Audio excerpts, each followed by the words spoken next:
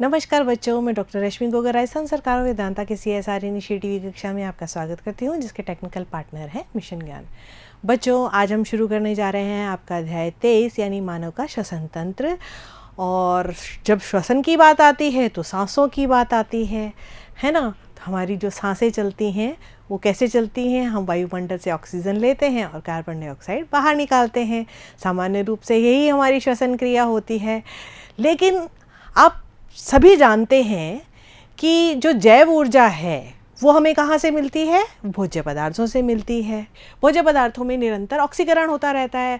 और ये जो ऑक्सीकरण की क्रिया कैसे होती है? आपको मालूम है, ऑक्सीकरण की क्रिया होती है ऑक्सीजन का मिल जाना, है ना।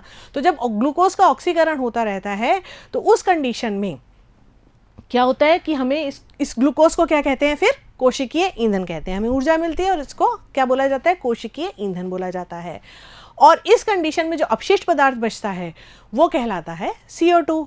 तो ऐसी कोई भी क्रियाएं, है ना, भौतिक एवं रासायनिक कोई भी क्रियाएं श्वसन कहलाती हैं, जिसके अंतर्गत वायुमंडल की ऑक्सीजन शरीर के अंदर पहुंचाई जाती है और पहुंच करके भोज्य पदार्थों का ऑक्सीकरण करती है। ठीक है। और इसके फलस्वरूप क्या होता है? इसके फलस्वरूप हमें एनर्जी मिलती है। ठीक है, एनर्जी रिलीज होती है, विमुक्त होती है। तो इस प्रकार श्वसन एक अपचयी क्रिया है और इससे शरीर के वजन में भी कमी आती है। और GS कॉर्टर जो एक वैज्ञानिक थे, उनके अनुसार 3 अवस्थाएं होती हैं। कौन कौन सी होती हैं? बाह्य श्वसन, आंतरिक श्वसन और कोशिकीय श्वसन। तो एक एक करके हम तीनों के बारे में जानते हैं कि क्या है ये बाह्य श्वसन।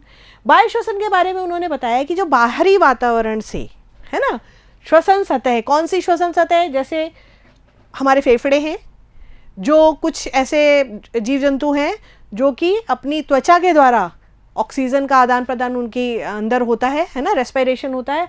और कुछ जंतु जो पानी में ज़्यादातर जो जलीय जंतु होते हैं, उनके अंदर क्या होते हैं? गिल्स होते हैं, क्लोम या गिल्स होते हैं, उनके द्वारा जो है वो श्वसन की क्रिया करते हैं। तो ये श्वसन क्या कहलाता है?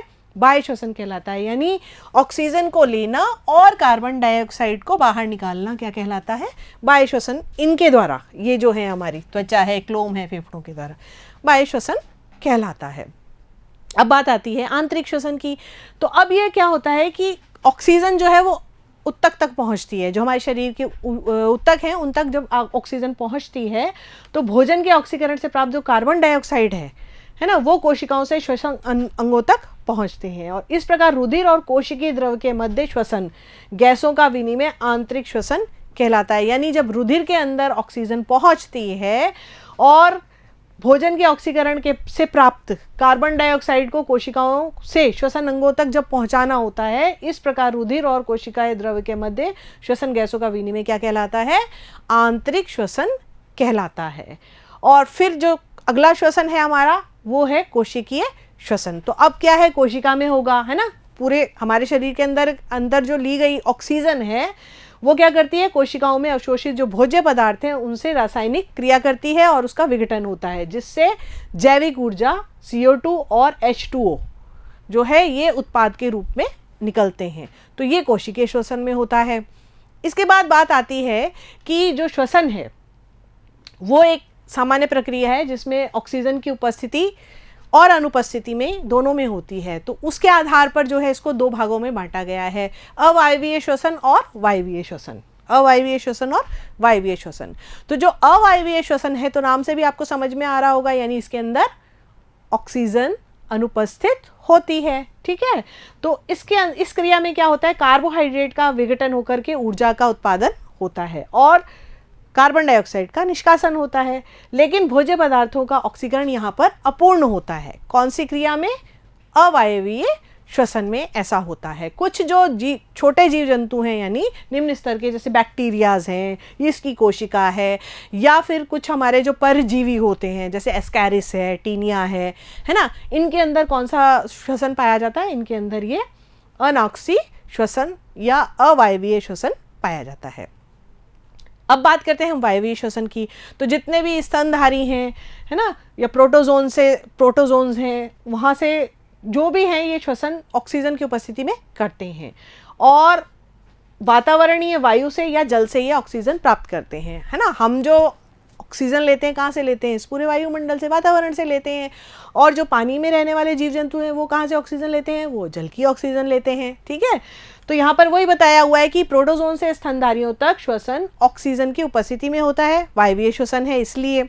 फिर ऑक्सीजन वातावरण से लेते हैं या फिर कहाँ से लेते हैं? जल से लेते हैं। ऑक्सीजन का प्रयोग करके क्या होता है? ग्लूकोज का ऑक्सीकरण होता है ना। और ऑक्सीकरण के फलस्वरूप क्या होता है? ग्लूकोज कार्बन डाइऑक्साइड और जल बनाता है। ये क्रिया, ये आपको ध्यान होगी, ये आपने छोटी कक्षाओं में भी ये वाली क्रिया आपने पढ़ी हुई है। C6H12O6 ग्लूकोज का जब विघटन होता है तो कार्बन डाइऑक्साइड, पानी, और इस क्रिया में 38 ATP यानी कि कितने ज़्यादा ऊर्जा जो है वो उत्पन्न होती है। तो अभी तक हमने क्या पढ़ा इसमें? हमने ये पढ़ा कि किस तरह से जो है हमारी जैव ऊर्जा हमेशा बनती रहती है। भोज्य पदार्थ खाते हैं, उनका ऑक्सीकरण होता है, ग्लूकोज के ऑक्सीकरण के बाद जो बचता है अपशिष्ट वो कार्बन डाइऑक्साइड होता है। और जब हम ऑक्सीजन लेते हैं, कार्बन डाइऑक्साइड निकालते हैं, ये जो जिस भी क्रिया द्वारा ऐसा होता है वो सब श्वसन के अंतर्गत आती हैं। और श्वसन जो है वो त्वचा के द्वारा भी होता है निम्न श्रेणी के जंतुओं में, और पानी में जो रहने वाले हैं ज़्यादातर उनमें गिल्स के द्वारा होता है। और साथ स्तनधारी हैं या प्रोटोजोअन्स से स्तनधारियों के बीच में कुछ काफ़ी सारे ऐसे हैं जो कि श्वसन जो है उनमें वायवीय श्वसन होता है। और अवायवीय श्वसन किस में होता है? वो निम्न कोटि के, जैसे बैक्टीरियाज हैं, यीस्ट है, एस्कैरिस है, टीनिया है, उनके अंदर होता है। तो इस वीडियो में हमने ये जानकारी पूरी ली और अब मैं आपको 2 प्रश्न असाइनमेंट के दूंगी जो प्लीज़ आप कर लीजिएगा अपनी कॉपी में। तो चलिए देखते हैं कौन से प्रश्न हैं। पहला है जीएस काउटर के अनुसार श्वसन की कितनी अवस्थाएं हैं, नाम बताइए। दूसरा प्रश्न है उन 2 गैसों के नाम बताइए जिनका श्वसन के दौरान विनिमय होता है। आशा है आप ये जानते होंगे इसका उत्तर। तो जल्दी से अपनी कॉपी पेन उठाइए और लिख डालिए। अगले वीडियो में हम इसको डिस्कस करेंगे। तब तक के लिए नमस्कार, थैंक यू।